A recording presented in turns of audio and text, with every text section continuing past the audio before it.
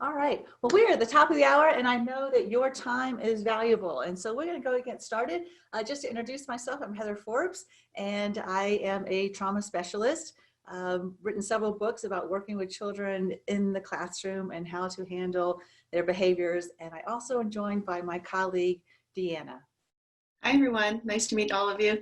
I've been working with Heather for the last 3 years and working with developing some of the virtual PD options that we're going to show you today. Yes, and Deanna is actually calling from British Columbia. So we are an international crowd here. I recently came out with a new book, and the new book is called Classroom 180. Of course, it was released right in the middle of the pandemic, but great timing. But actually, ironically, it is probably the best timing because our kids coming back to school, as you know, are going to be pretty wound up tight, and they're going to come in hot.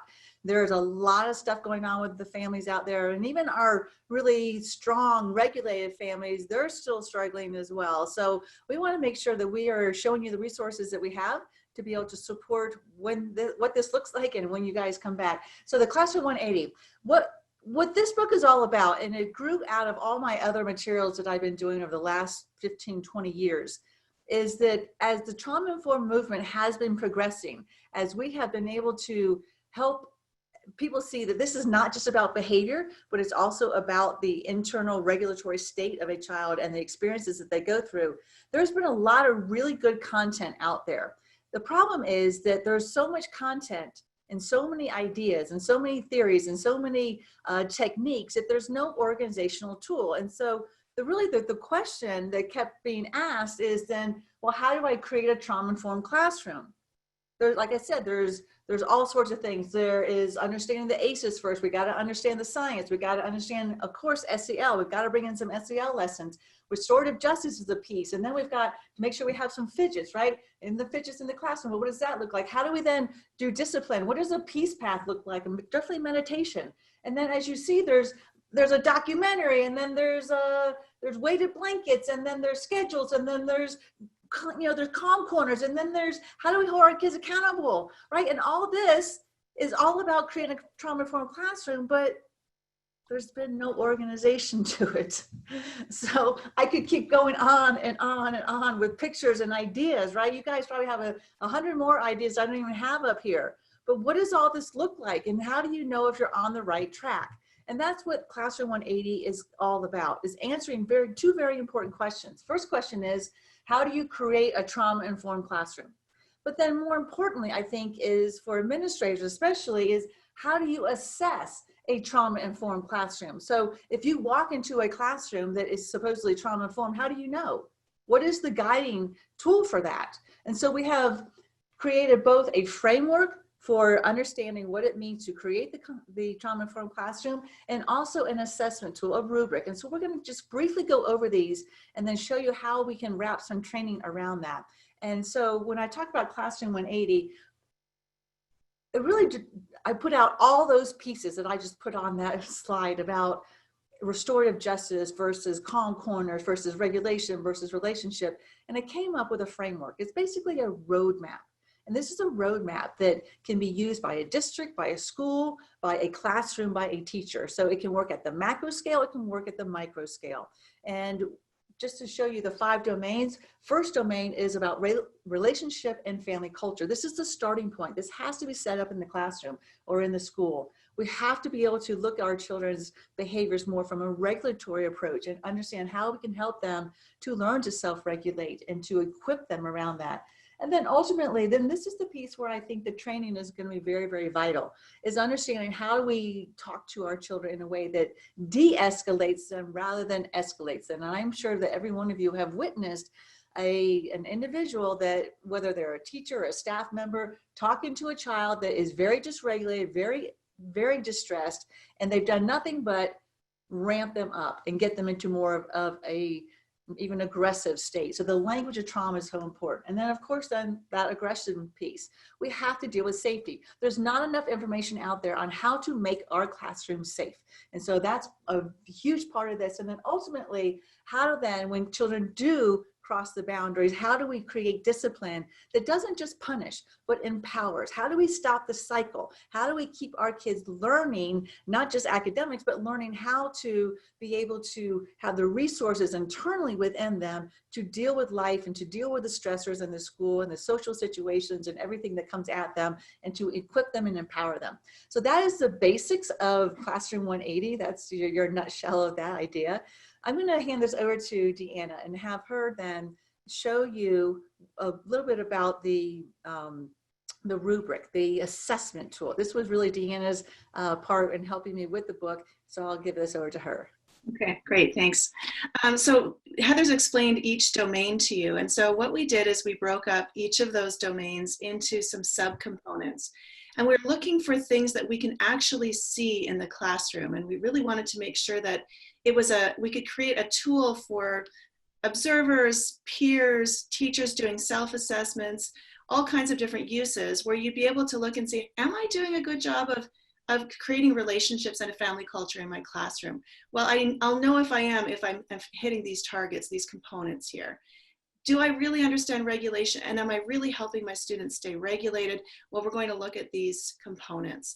And so on as we work our way through the framework. So what we did painstakingly is we created a rubric that would allow us to really look for specific indicators. So when we're looking into a classroom, or you're looking into a classroom, and you want to determine, has this teacher, first of all, set up a family culture? That's component one. Well, you'll know if these things are evident. She's established and taught hierarchy. She's incorporating family values, traditions, pictures, meals, jobs, meetings. And we wanted to make sure that all of these were observable. So we're really trying to keep it very objective.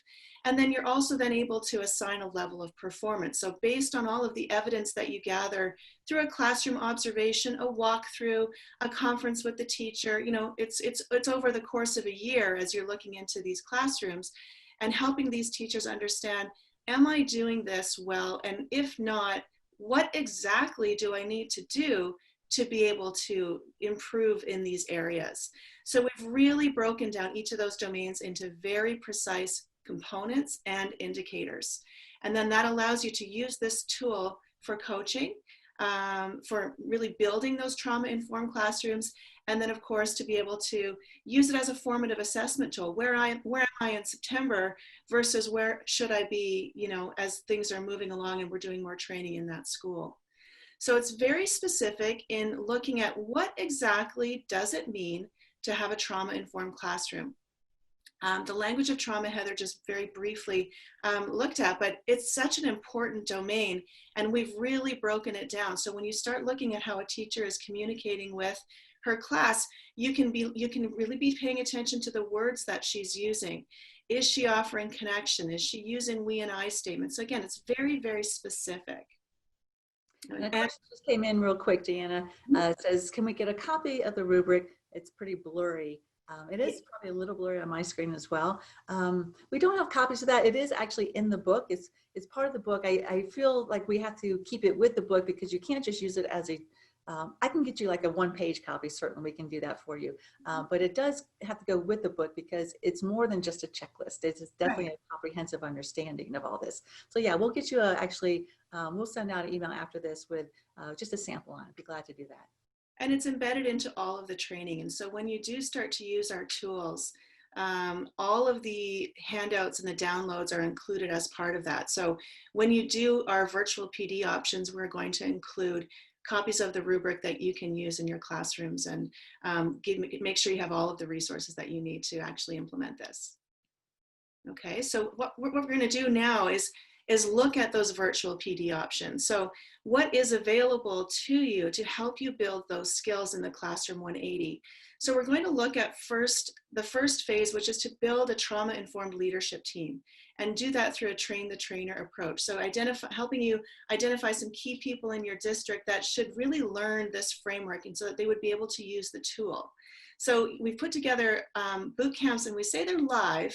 They're virtual live, so we're not actually there in person as much as we live, like right here, and that's why I'm kind of giving you all a sampling of what my new studio looks like. Because with this pandemic, I've had to create a better way to be able to present. And I think it is an engaging way. I've been doing some keynote addresses, getting very good feedback that it's as close as possible to in person. So this is the live version right here. So it's live. We're here. We're live. We just can't go around and work with your keyboard. No touching. So the virtual PD is working really well for that, in that we're able to then provide these virtual trainings, but they're feeling like they're still live. And we put one together with Thompson School District that we just finished up. So I'm actually going to log in and show you what that looks like using our online resources.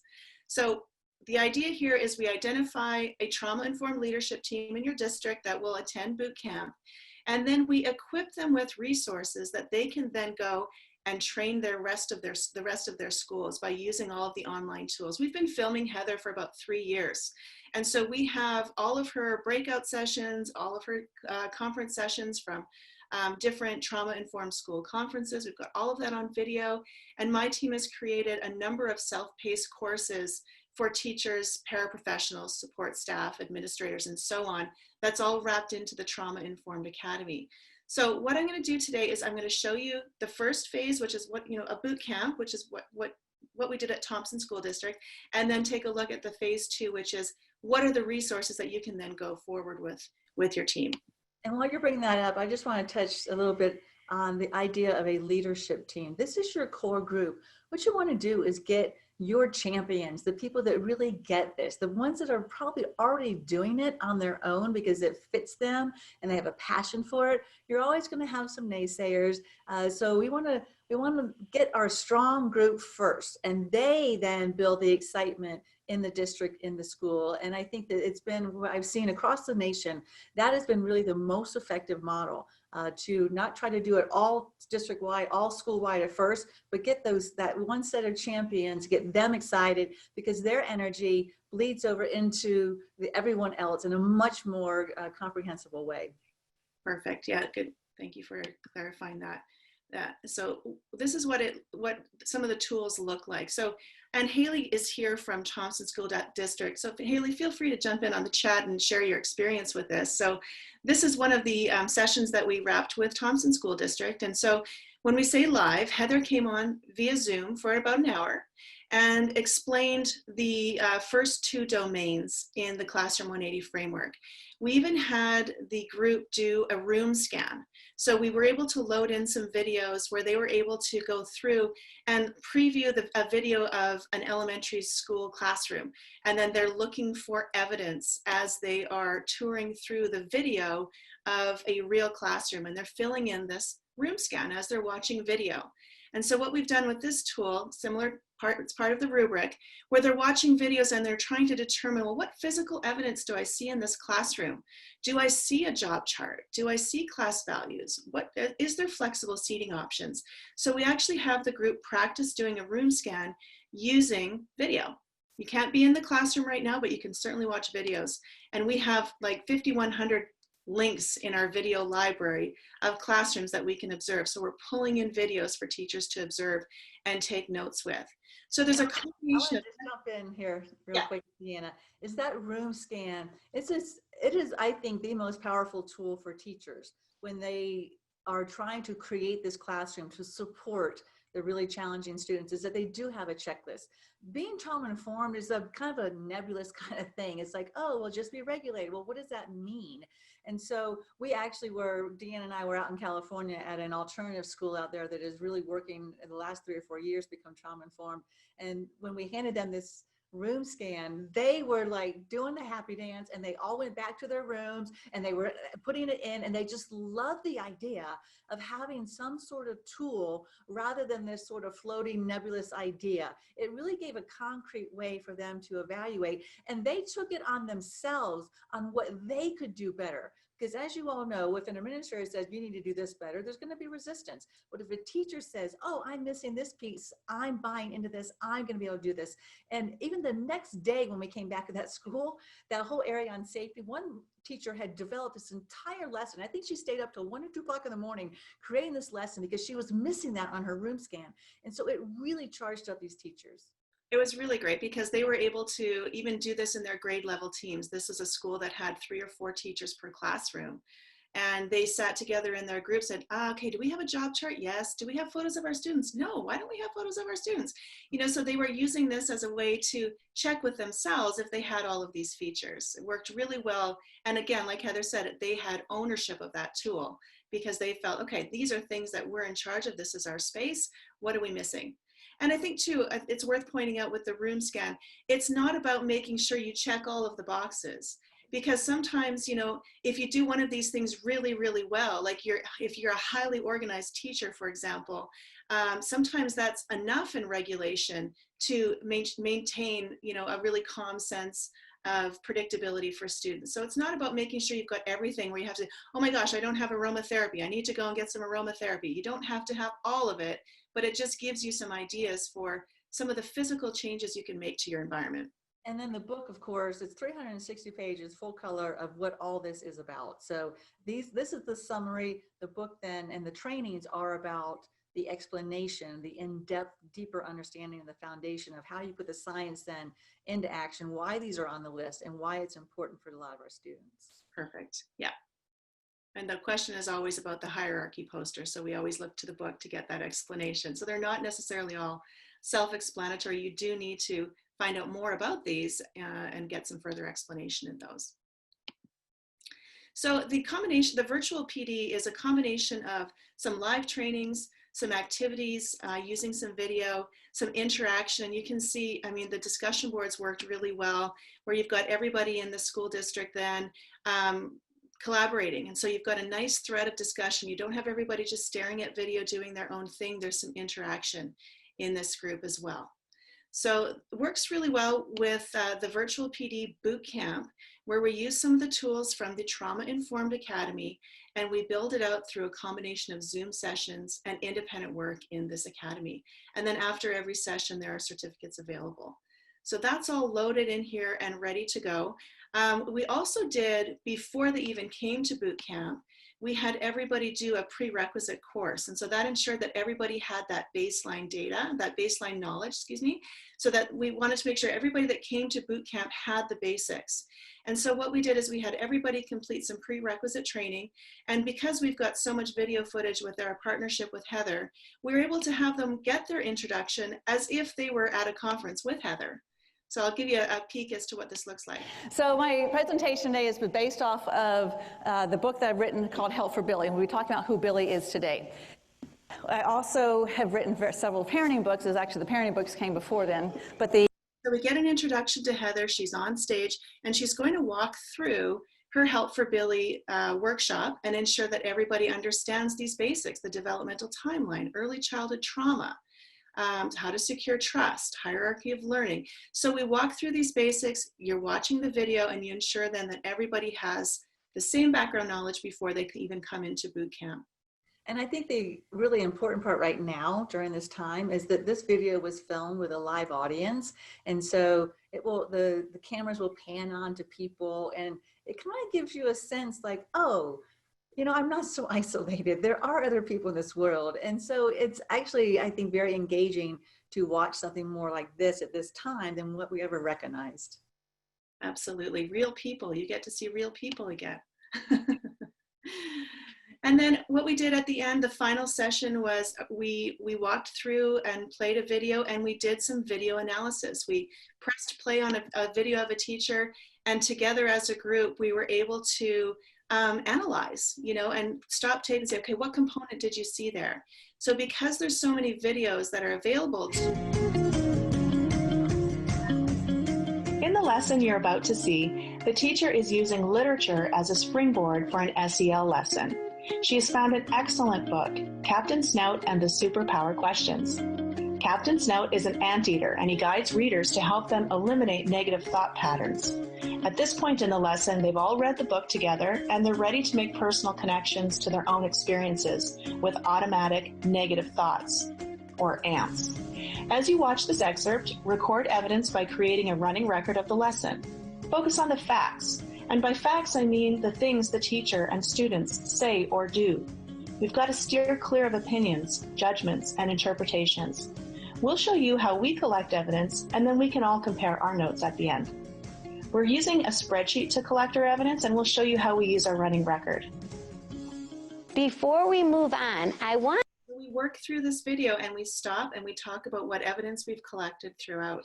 So we want to make sure that in these boot camp experiences, there's plenty of guided practice so that you have some really great skills that you've practiced with your group before you head out into the real world and use this tool. I can't see the chat. Are there any questions before I move on? Haley just gave us a standing ovation here of how well it worked with Thompson School District. So I appreciate that, Haley. Thanks, Haley. It was fun, actually. It was a good group. So that's the idea of the boot camp is really training your core team in how to use what all of the components are, what they look like in real classrooms, and then we're able to practice identifying all 27 of those components through video analysis. Heather's also with us to explain every component. We have video of her sort of talking head style to actually explain each and every component if people need a review. And this is where you get to start working with that rubric. So just addressing that previous question, do you get the rubric? Yes, you absolutely get the rubric because you're going to be using it in all of these activities.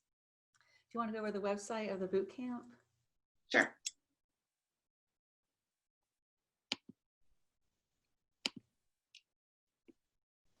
So right now we are putting out 2 dates for this boot camp, and it's going to be July 21st, 23rd, and 28th. And there's basically 2.5 days. It's 2 full days and then 1 evening session. And then group B, August 4th, 6th, and 11th. And this is something that's being put out nationally, globally, to allow then that your core team come and join this very intensive boot camp. And this one really is much more of me talking and connecting, and Deanna with me as well. So we will use the recorded material of the classrooms, but yet the conversations and the teaching will all be pretty much live throughout this whole thing. And of course, we'll also record it so that if you miss a date or, you know, right now families are turning upside down and things are happening all the time, so that if one of the participants can't make it, it'll be recorded and they'll be able to catch it as well.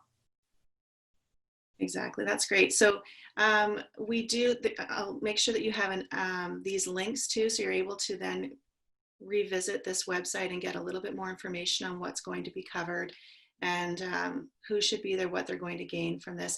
I know it does say teachers, but for the most part, we are trying to build that core leadership team and then have teachers be trained by the trainer. And so we're really trying to roll out a train the trainer model. Okay, so in the Q&A, Phyllis is asking, will Haley be talking about the experiences what Thompson had? We'd love to have you come up, Haley. So if you can type in there, if you're willing to come up and do a little bit of information on that, I think. Sure, she says. All right, so yeah, your host, Deanna. Okay. Let's go ahead and have Haley come up. We're gonna see if we can't maneuver this and make this happen. Okay, you are allowed to talk now, Haley. I hope it works. I just had to press the allow to talk button. I think it throws it to the top. Can you hear me? Yes. Yeah, hi Haley. Oh, wow, hi. You sound great. Is it just my voice or is there a picture of me too? No, just your voice. Great. That's even better, just the voice. So yeah, what questions do people have, I guess? If you want to put them in the chat, then I'll do my best to answer I them. think as you're talking, they'll come up some, but tell us a little bit about the experience that you had and how that really helped to build the momentum at your district. So a little bit of history on our district. We have been working with Heather for several years, and depending on funding, more consistently or not, as that ebbed and flowed. But what we found most recently is we really, well, to be quite honest, we wanted to send quite a few people to the Trauma Informed Conference. And it's so popular and so good that it sold out. And so we weren't able to get all of our people in. And per that, Heather was doing some work in our district, it's my understanding.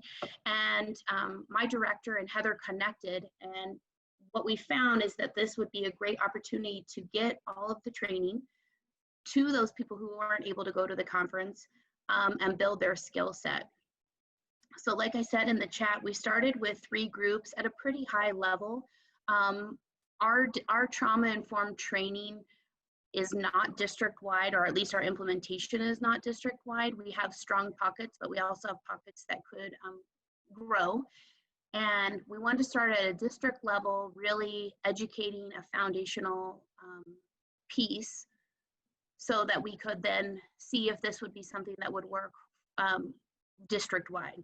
So like I said, we started with our coordinators, our TOSAs, which would be like our curriculum and learning design. We also had some people from equity. We had some people from our student success team, which were all about mental, physical, and emotional health.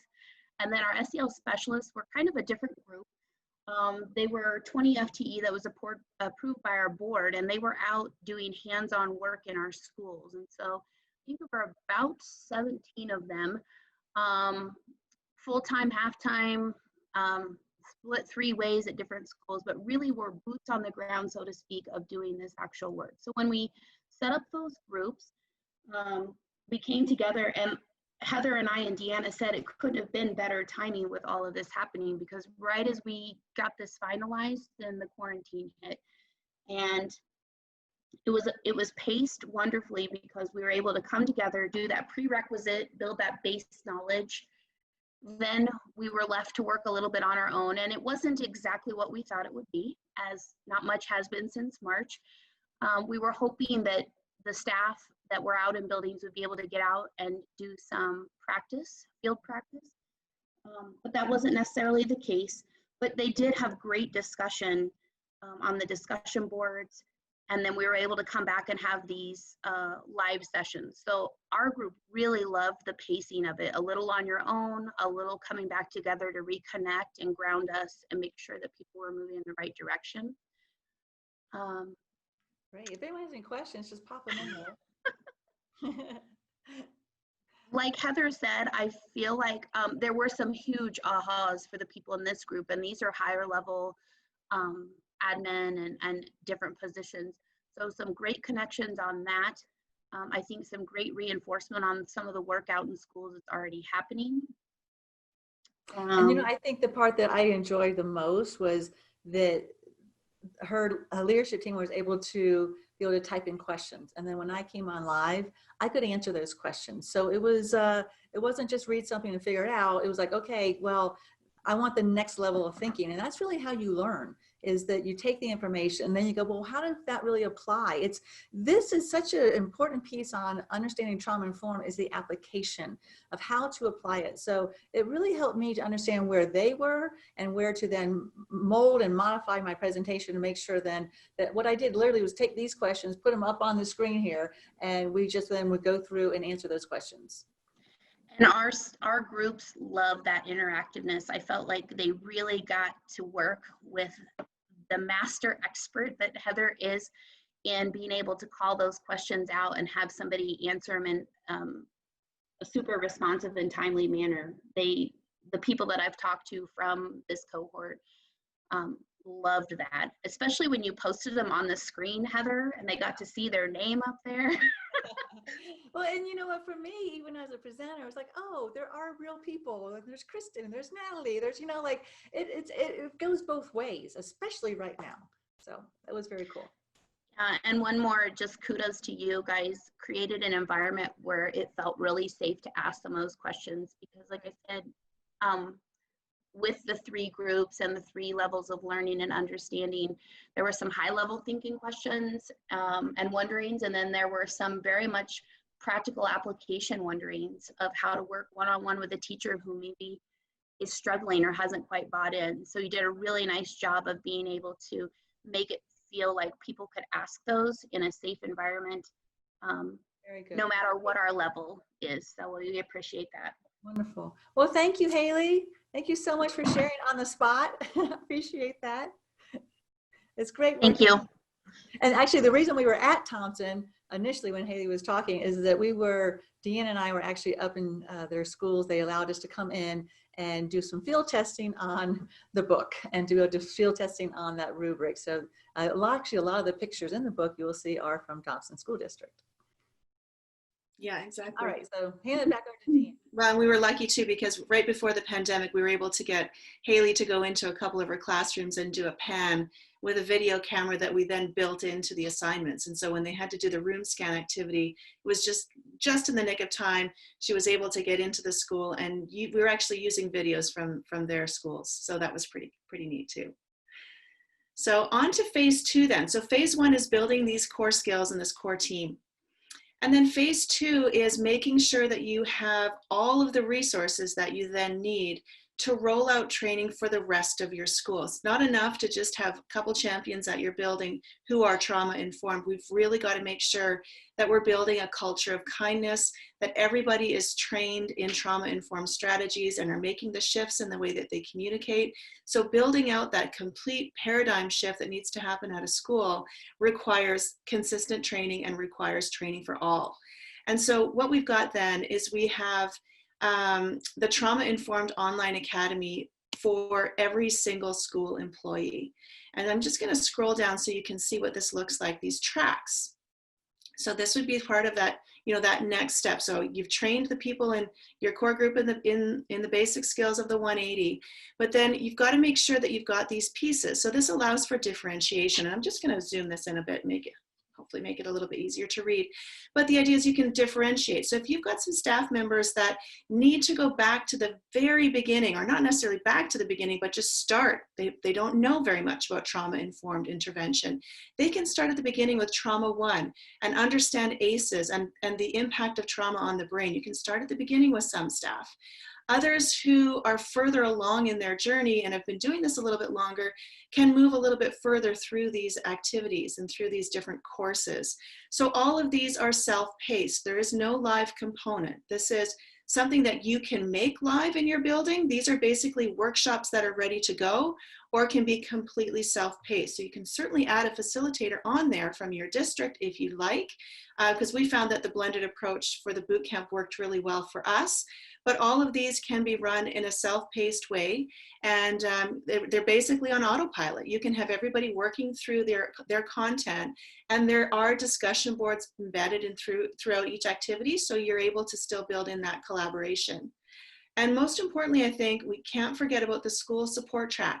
So these are just mini courses. It's just 2 hours worth here, but people like your office staff and your bus drivers and your cafeteria staff and your custodians. These are the folks that can go through the school support track and understand their role in this building as well.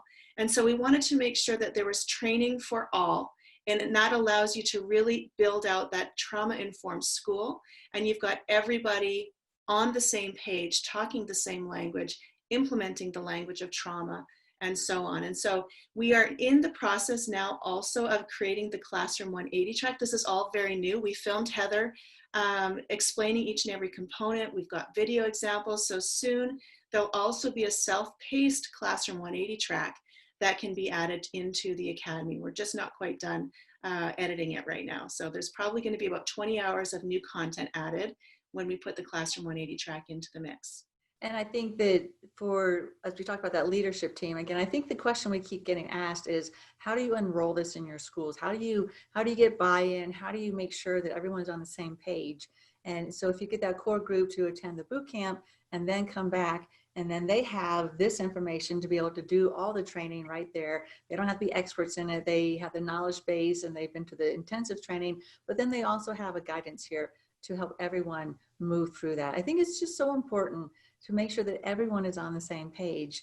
If one classroom is doing one thing and another classroom is doing another and the front office is doing something different, our kids get really confused, and you will see a lot of negative behaviors around that. So that was my biggest piece on this, of helping them to figure out, how do we make sure that it's not just isolated to 1 or 2 classrooms or 1 or 2 schools even, but how do we make sure that we're all working on this same page? Now is more the time than ever to be trauma informed. It's not just for our really challenging Billies, as I call them.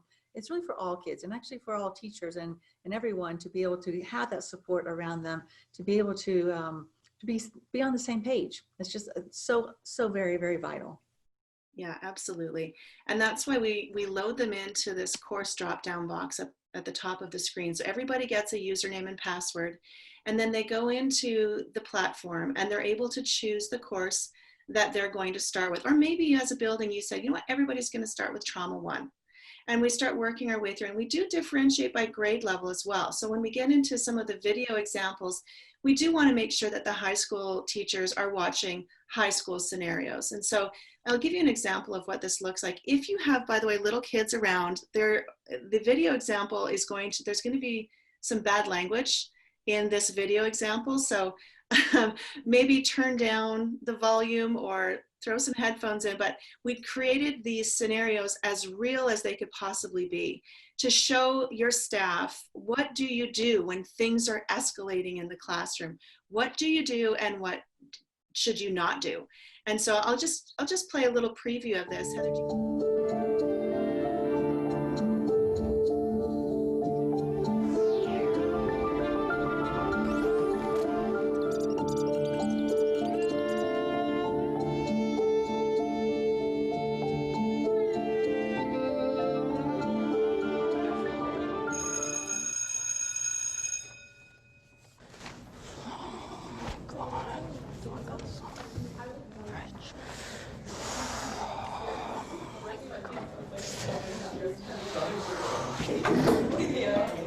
Oh, Isaiah.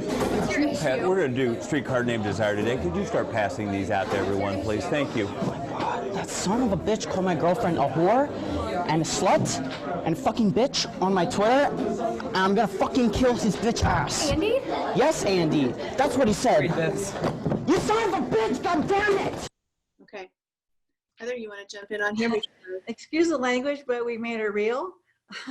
So these are the scenarios. You guys hear this language in the classrooms. It's not even at the high school level, it's at the younger levels as well. So you know, we went into classrooms and we were able to, this was actually the drama team that we worked with, and when you give kids permission to cuss and use profanity, that's what happens. So but it actually came out great, because what we were able to do was we did the filming of the unproductive version, and then we did the filming of the productive version, where the teacher then does something different. And we really show in real life, even when you have a classroom with 25 children or 30 children, how do you still implement this model? Because one of the biggest questions we always get is, great, I understand that with a child one-on-one, with one student, easy peasy. But what happens when I have an entire classroom? And so if we were to show the productive version, then we show how that looks when you have one teacher and 25 plus students as well. Actually, a question came in here that I want to address. Christy says, the focus of training is around a large district with many different levels of leadership. How do you see this working in a district of 200 students and around 30 total school team members? So at a smaller scale. And then second question, with the decrease in funding, will you be talking about the cost factors and options? Yes on that. So yeah, if you want to address that on the smaller district, because it does definitely work with smaller one school districts as well, or two school districts. Yeah, no, definitely. So the idea is just building capacity.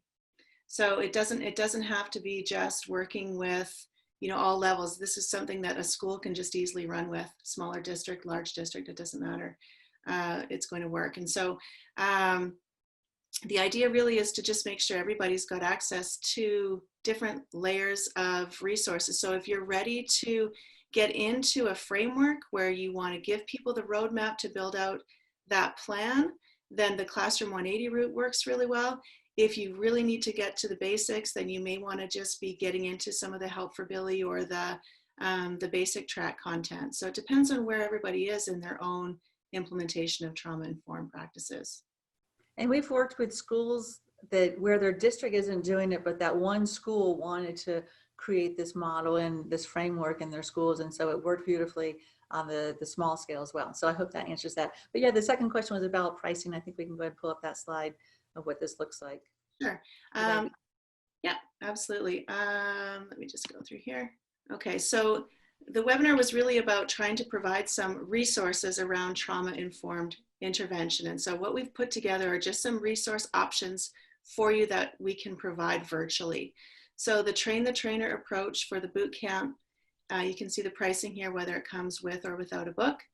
And then when you're ready to move into the school-wide training, you can do the Trauma-Informed Academy. We talked about those different tracks that are available, and it's a school-level price. So we really want to make sure that everybody in a school gets trained. That's why there's just one price. unlimited. So that's for as many people in your school as you like, that you'd like to have into these tracks. Once the Classroom 180 track is added, there'll be a different price for that. And we'll have that at $2,200 per school. You can always add on books. We can also customize a train the trainer option like we did for Thompson, where we just did a boot camp just for their district.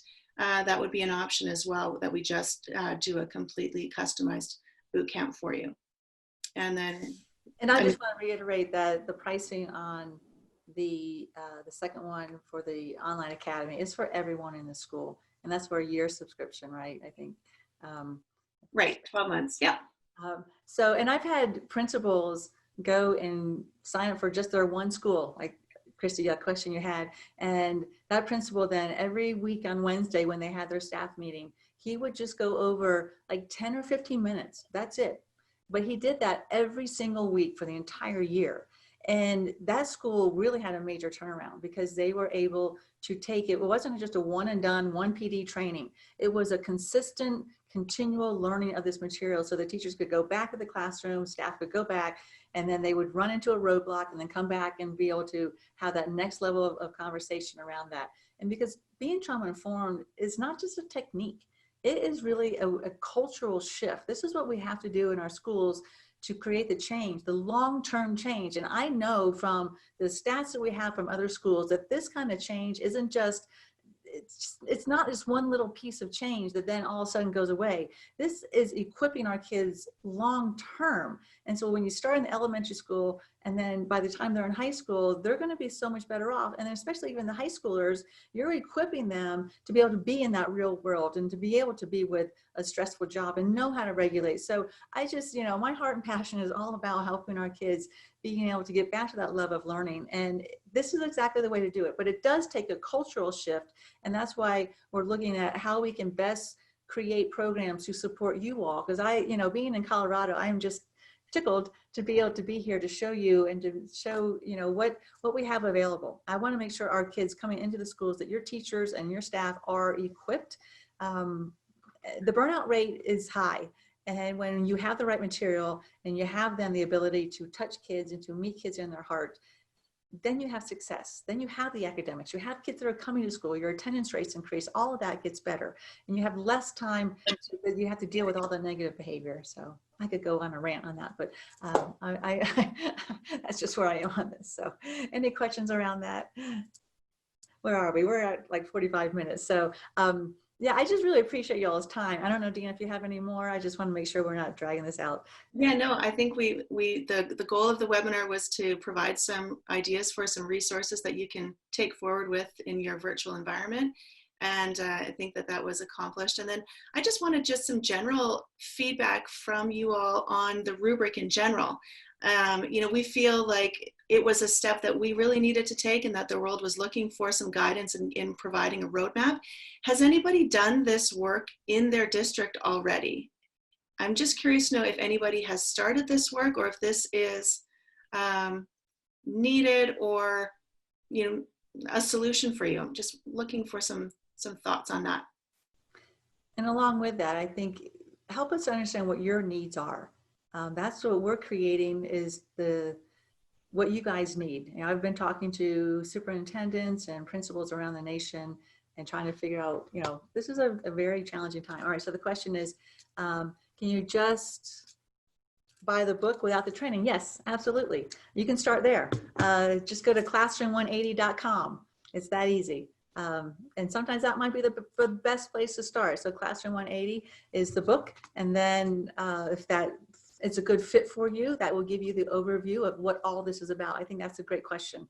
So classroom180.com. Anne says, so helpful. I love this and want to talk to some people at my school about it. I like the concrete ideas and assessments. Wonderful. Great. That's what we're trying to do. It's to make, you know, that word concrete is so very important because this is not like I said, it's not just a technique. It is that broader perspective. It is it's a feeling almost. And so how do you then create something that is objective and assessing and concrete? So that's what we have been trying to do. And I think we got it. Yeah, and I think it's putting those puzzle pieces together, right? So, I mean, oftentimes we'll hear people saying, well, we're doing SEL, so, you know, that's all, we're trauma informed, but SEL is component 25 out of 27. Restorative justice is component 26 out of 27. And so we're wanting to make sure that people have the complete picture and the entire scope and sequence when it comes to answering that essential question. How do you build a trauma-informed classroom? Like, how do you actually do it? Right. And for the schools that have already been doing this for a couple years, this allows you to say, okay, you know what? We got these first two down pat. This is maybe where our weak link is here. And so you don't have to start at the very beginning. You can then jump in and you can, you know, do assessment and do maybe a little bit of improvement, but mainly then you go, okay, in fact, that school we went out to in California, it was an alternative school, meaning 100% of the children were Billies. They were lacking in this safety area and they knew it, but they didn't know what to do next. And so this really gave them that next piece of how do we make the improvement. I mean, the principal called me and said, I want to be the best trauma-informed school in the nation. And I said, okay, well, let's figure out how to make that happen. And so this was the tool that she needed. And then to be able to then how to create, so you know, the empowerment so you don't have the safety issues again. So this is a tool, whether you are at the very beginning stages of becoming trauma informed, you just understanding ACEs even, to those that have been working with it, like this school we went to in Thompson School District, several of those schools have been working for years on this. So no matter where you are, you can jump in. And then you know what, here's the thing, is that this is a continual model. Hence you have a circle, because once you get done with this, well, then there's always room for improvement. There's no certificate of completion that says you're completely trauma informed, but it is something that it's an ever growing piece. Learning what love looks like, learning how to relate to kids who have that wall up is an ever growing journey. I'm just going to add a personal piece because this is a special day for me. It's actually my son's adoption day. And this is what got me into this field, is adopting a little 2.5-year-old out of Russia that was incredibly violent. So the safety issue I've lived, I know from a personal level, but obviously on the school level as well. Today's his adoption anniversary. And so what is it, 22.5 years? I'm still learning. You know, I'm still going, uh-oh, I missed this, I missed this, I missed this. And so it's a piece that it keeps all of us growing. It keeps all of us moving forward in our own development. So I think that's the fun of it. That's the fun of it. It continue to go, I get it even more. I get a broader perspective. All right, got a question, comment here. I'm still new in my position as social worker, behavioral health specialist, 2 months, congratulations. It sounds good. So we have sources of strength, PBIS, check and connect, second step, which is great too. BOCES has interventions as well. Yes, so you're at that, we got all this together. Personally, I feel we need a mentorship program and a cultural change that would help to address this diverse population. How is your program different? Okay, so actually that is a wonderful question. And I'm gonna go back to this one slide of this. So what you're saying is you got PBIS, you got BOCES, you got this, you got second step for SEL. You're right, all of that.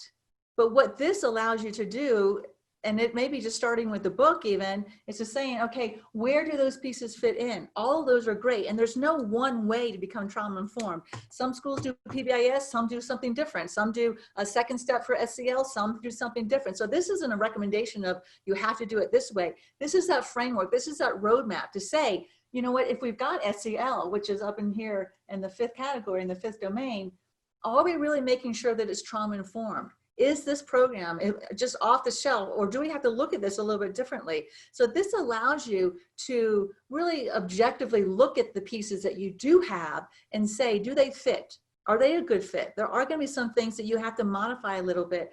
You know, PBIs is great, but sometimes it may not be as trauma informed as some kids need it to be. So then you would say, okay, you know what? We maybe need to add a little more relationship into the core piece that we have with PBIS. So we may need to work a little bit on regulation. So all the things you already have, this is a great question. That you already have. It's not like just throw those out and start our new program. It's not that way at all. And I think that's the beauty of it, because teachers don't want one more thing.